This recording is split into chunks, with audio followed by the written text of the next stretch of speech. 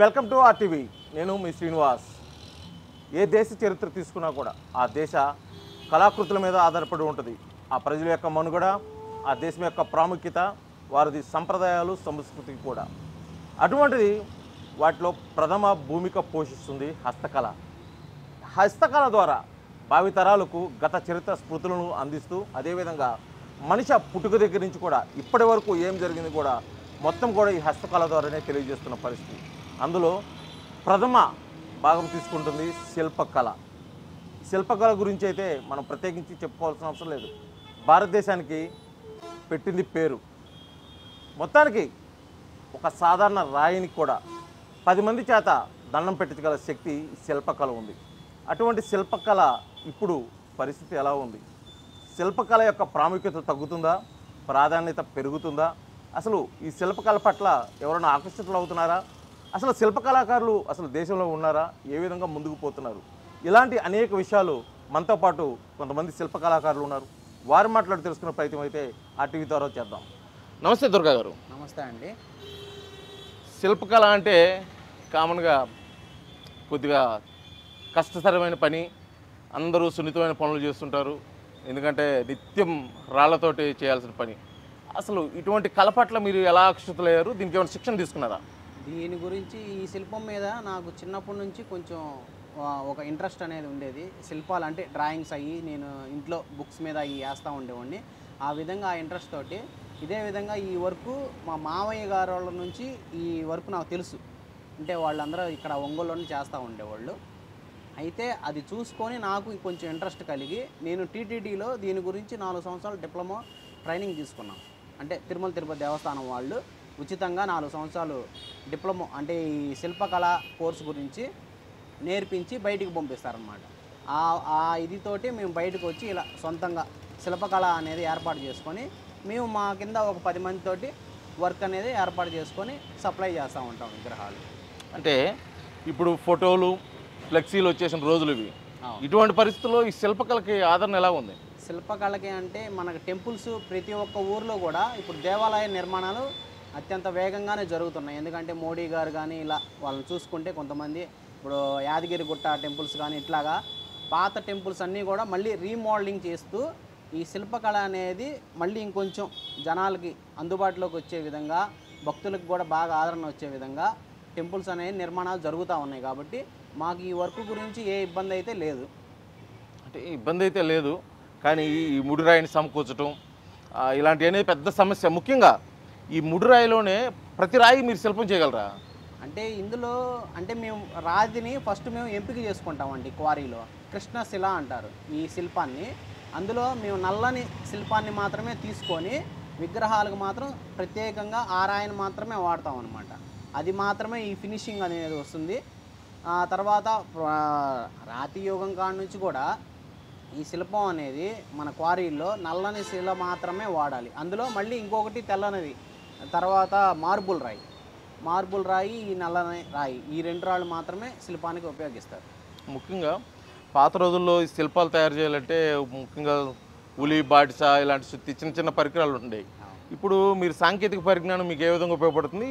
ఒక విగ్రహం for example ఆ విగ్రహం తయారు చేయాలంటే పాత రోజుల్లో ఎంత టైం పట్టింది, ఇప్పుడు ఎంత రోజులు పడుతుంది? పాత రోజుల్లో ఏంటంటే సార్ వాళ్ళు మాకంటే ఎక్కువ నైపుణ్యం కలిగినట్టే. అంటే ఇప్పుడు జనరేషన్లో చూసుకుంటే వాళ్ళు అప్పటితో ఈ విగ్రహాన్ని చేయటానికి దాదాపుగా 3-4 నెలలు బాగా కష్టపడేవాళ్ళు. డ్రాయింగ్ అన్నీ ఉళ్ళతోనే చేసే పని.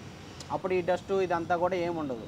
కాకపోతే ఇప్పుడు ఈ విగ్రహాన్ని మా నైపుణ్యంతో మేము మా ఉన్న టెక్నాలజీతోటి ఈ విగ్రహాన్ని మేము 10-15 రోజుల్లో మాత్రమే చేయగలుగుతున్నాం. అంటే దానికి దీనికి తేడా ఏముంటుంది? అంటే అప్పుడు ఏంటంటే సార్, అప్పుడు వరకు రాజులు వాళ్ళు ఏంటంటే పోషించేవాళ్ళు శిల్పుల్ని, ఓన్లీ కళ మీద మాత్రమే ఇంట్రెస్ట్ పెట్టేవాళ్ళు. ఇప్పుడు ఏంటంటే మనం మన మన జీవితం అనేది కొనసాగించాలంటే డబ్బు కావాలి. ఆ విధంగా అయితే ఈ శిల్పంలో కూడా మన ఒంట్లో టాలెంట్ లేకపోతే ఈ శిల్పం అందరూ చేయలేరు సార్. 100 మందిలో ఒక 4-5 మాత్రమే ఈ శిల్పాన్ని చేయగలుగుతారు అన్నమాట. అది అంటే శిల్పకళకి మన భారతదేశం మంచి ప్రాముఖ్యత ఉన్న దేశం. ఇటువంటి దేశంలో ఇప్పుడు ఎంత మేర ఈ శిల్పకళాకారులు ఉన్నారు, ఎక్కడెక్కడ ఉన్నారు? ముఖ్యంగా మన ఆంధ్రప్రదేశ్లో చూసుకుంటే మాది ఒంగోలు అండి. మేము ఇక్కడ ఒంగోలులో చేస్తూ ఉన్నాము. ఆ తర్వాత తిరుపతి దేవస్థానం, టీటీడీ తిరుపతి.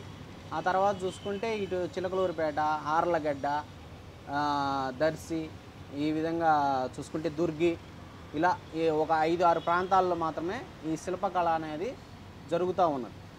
ప్రాముఖ్యత ఎలా ఉందంటే మీకు ఆదరణ అంటే ఆర్డర్స్ రావటం కానీ గుళ్ళకి గోపురాలకి తీసుకెళ్ళటం కానీ అందరూ చేస్తున్నారు, కానీ ఈ మధ్య సిమెంట్ వర్క్ ఎక్కువ జరుగుతుంది కదా, అందరూ వీటిని ఆదరిస్తున్నారా?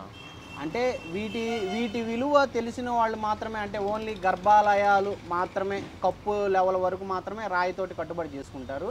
ఆ తర్వాత విగ్రహాలు ఖచ్చితంగా రాతిలో పెట్టాల్సిందే. ఒక సిమెంట్ వర్క్ ఏంటంటే అది మండపం వర్కులు, పైన గోపురం మీద విగ్రహాలు మాత్రమే చేయగలుగుతున్నారు.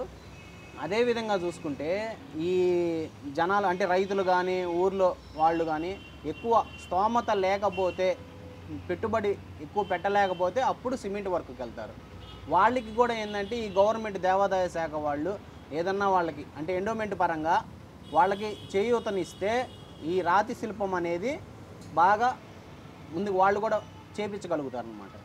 అంటే ఇప్పుడంటే ఒక విగ్రహానికి ఇంత కష్టపడాల్సింది, పాత రోజుల్లో గుళ్ళు గోపురాల మీద విగ్రహాలు మొత్తం రాతితోటి ఉంటున్నాయి, మొత్తం దేవాలయం మొత్తం రాతి ఉంటుంది. ఇప్పుడు మీరు చెప్పినట్టు యాదగిరి గుట్ట, కొన్ని దేవాలయాలు, తిరుపతి దేవస్థానము, ఇలాంటివన్నీ రాతి విగ్రహాలే ఉంటుండేవి. అప్పట్లో అంత కష్టపడ్డారు, ఇప్పుడు అసలు అంత తక్కువగా ఆదరణ ఉండడానికి గల కారణాలు ఏమంటారు?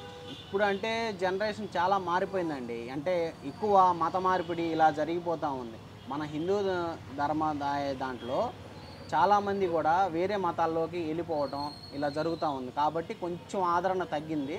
అంతకుముందు రోజుల్లో ఏదంటే రాజులు గారు చేపించేవాళ్ళు కాబట్టి ఆ టెంపుల్స్, తంజావూరు టెంపుల్స్ కానీ, ఇంకా అటు చూసుకుంటే చెన్నై సైడు ఈ శిల్పకళ అనేది చాలా ఎక్కువ ఉండేదండి, కర్ణాటక అటు.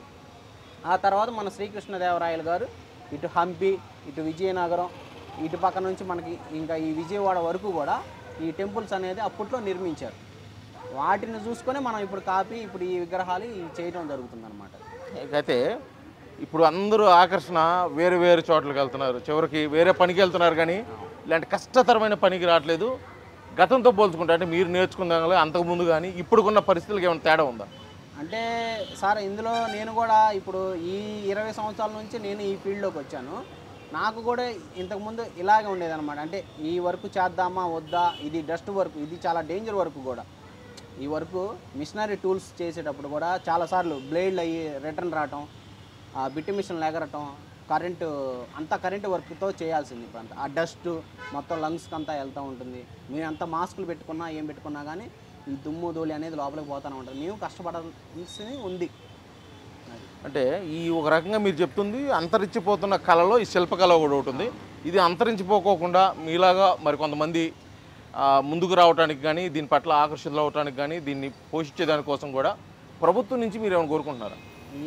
ఖచ్చితంగా నేనైతే మాత్రం ప్రభుత్వం నుంచి కోరుకుంటున్నానండి. ఏ విధంగా అంటే ఇప్పుడు మేము కొంతమంది శిల్పులు ఉన్నాము, మా అందరికీ కూడా ఈ అద్దెలు కట్టుకుంటా ఇలా ఉండాలంటే ఇప్పుడు ఈ వీటిల్లో ఎక్కువ చాలామంది రైతులు కానీ ఊర్లో గ్రామస్తులు కానీ రావట్లేదు. కాబట్టి మాకు గవర్నమెంట్ తరఫున ఏదైనా ఒక స్థలం ఏర్పాటు చేసి, అంటే మా అలాగ శిల్పశాలలు చాలా ఉంటాయి, 4-5 శిల్పశాలలు ఉంటాయి. ఆ శిల్పశాలల వాళ్ళు తీసుకొని మా అందరికీ గవర్నమెంట్ కలెక్టర్ గారి ద్వారా కానీ ఏదో సీఎం గారి ద్వారా కానీ మాకు ఒక స్థలాలు ఏర్పాటు చేసి, రాయి కూడా మాకు కావలసిన రాయి, క్వారీ నుంచి వచ్చే రాయి ఉచితంగా సప్లై చేసినా కూడా మాకు మంచి ఉపాధి కల్పించిన వాళ్ళు అవుతారు అన్నమాట.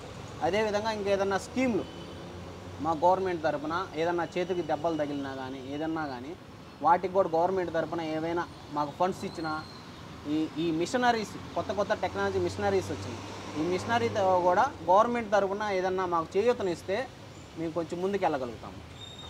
అదేవిధంగా చివరిగా ఈ రాయ కొనుక్కోవడానికి ప్రభుత్వం నుంచి సహాయ సహకారాలు కోరుతున్నారు. అదేవిధంగా మీరు మీలాగా నేర్చుకునే వాళ్ళు ఎవరైనా వస్తే నేర్పించడానికి మీలాంటి వాళ్ళు సిద్ధంగా ఉన్నారా? మీరేమనుకుంటున్నారు? అంటే సార్ ఇప్పుడు దీని గురించి మనకి పాఠశాలలు ఏ విధంగా అయితే ఉన్నాయో ఆ విధంగానే తిరుపతిలో ఒక పాఠశాల ఉంది. అట్లాగే తెలంగాణకు చూసుకుంటే యాదగిరిగుట్టలో ఇప్పుడు ఒక శిల్పకళాశాల పెట్టారు. తర్వాత తమిళనాడు సైడ్ చూసుకుంటే అక్కడ ఒక శిల్పకళా మందిరం పెట్టారు. అది కాకుండా ఇలా మేము నేర్చుకొని బయటకు వచ్చిన వాళ్ళ దగ్గర కొత్తగా ఎవరైనా వర్కర్స్ వస్తే వాళ్ళకి కూడా చిన్నగా మేము ఈ వర్క్లోకి అలవాటు చేసి ఈ వర్క్ అనేది పూర్తిగా నేర్పిస్తాం అన్నమాట. ఇప్పుడు మేము కూడా అయితే ఈ వర్క్ ఒక డాక్టరేట్ లాగానేనండి, అది పూర్తిగా నేర్చుకోలేము, జీవితాంతం నేర్చుకోవాల్సింది. ఇది దేశంలో ఎంతో ప్రాముఖ్యత ఉన్నటువంటి శిల్పకళ గతంతో పోల్చుకుంటే రాను రాను ప్రాముఖ్యత తగ్గిపోతూ వస్తుంది. దీనికి ముఖ్యంగా వ్యయ ప్రయాసాలతో పాటు ఆదరణ కూడా కరువడంతో నేర్చుకునే వాళ్ళు తగ్గిపోతున్నారు. ఈ పరిస్థితి కొనసాగకుండా ఉండాలంటే ప్రభుత్వం నుంచి కూడా కొంత సహాయ సహకారాలు అందిస్తే మా వంతుగా మేము నేర్చుకునే వాళ్ళకైతే సహాయ సహకారాలు మేము అందిస్తాము. అదేవిధంగా ఈ శిల్పకళ వృద్ధి కోసం మా వంతు అయితే కృషి చేస్తాము. మొత్తానికైతే శిల్పకళ యొక్క ప్రాముఖ్యత గతంతో పోల్చుకుంటే ఇప్పటికీ వన్నీ తగ్గింది, కానీ ఆదరణ అయితే కోల్పోలేదని చెప్పేసి కూడా కళాకారుడు దుర్గా అయితే తెలియజేస్తున్న పరిస్థితి. వీడియో జర్నలిస్ట్ లక్ష్మణ్తో శ్రీనివాస్, RTV, ఒంగోలు, ప్రకాశం జిల్లా.